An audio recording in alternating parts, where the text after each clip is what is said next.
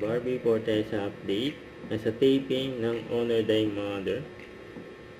Yan si Barbie, nakakulay green, nakabanks. Tapos dumaan si Khaled Ramos.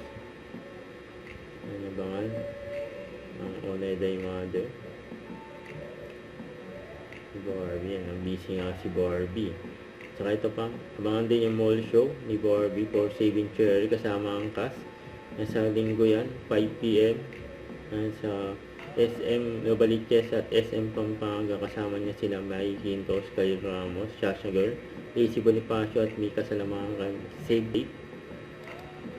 Yung dalawang mall show yan. Saka ito pa, podcast ni Barbie, kasama niya si Mika. And sa The Bear Eat All podcast, yun o. And spotted din si Barbie sa isang mall. And may maswerte pa nga nakapagpa-picture kay Barbie.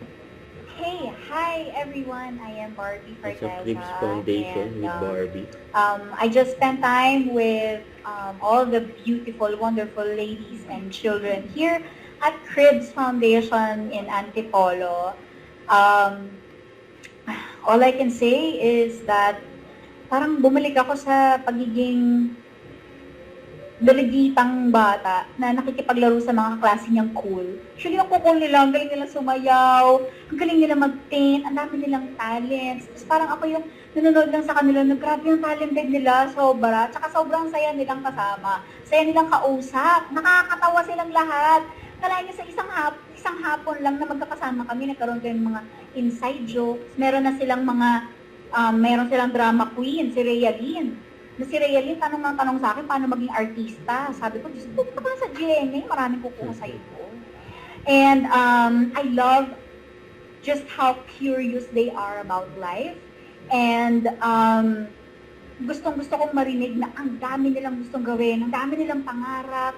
Nagtatanong sila sa akin, paano maging ganito, paano maging ganyan, paano maging confident, ganyan. So, talagang, all of them, they're just full of hope. And they have no idea how much they have helped me na mas maging motivated pa to do what I do. And celebrating my birthday has always been like this. Together with Sparkle and Barbie Natics, we always make sure that it's gonna be meaningful. And so we usually do it sa mga foundations nga, organizations, ganyan. And this year, we thought, why not do it sa Cribs Foundation? And ang saya kasi, bukas na bukas ang Cribs Foundation sa aming lahat para makasama ang mga bata dito ngayon at ang mga kababaihan. And I'm just really, really grateful that they really lent their time for me. And sana hindi nila makalimutan ang happiness and yung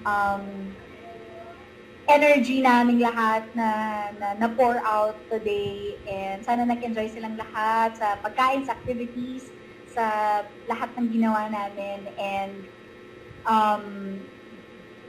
this I can say, this will not be my last time here. Kaya sa inyo pong lahat na nanonood, sana po ay mahikayat po kayo to also visit Cribs Foundation. Napakadali lang po niyang hanapin. They are on social media, Cribs Foundation Inc. And ang dali din po niyang mahanap kasi pag nag-google kayo, pag nag-search kayo online, ang daling mahanap ng address nila. Nasa Waze, nasa Google Maps, napakadali po. And also, napaka-accommodating ng mga staff nila dito. And kaya pag may inquiries kayo, if you wish to donate, not just to visit, all the details are all in their official accounts. Just please make sure na sa mga totoong accounts nila kayo magdo-donate. Beware of scams, of course. And pero ako, I highly recommend that you pay a visit here kasi iba yung experience. Grabe sila magpasaya. Diyos ko, day. At andito rin yung mga paintings nila. Nakita ko ang daming mga bagong paintings. I actually bought one from a couple years ago and I still have it in my room. And ayun, ang saya. Ang saya-saya. Si Barbie dyan. Thank you. Don't forget, subscribe, click the notification bell for more updates. This is Richard, the Action Like. Stay tuned for more videos. See ya.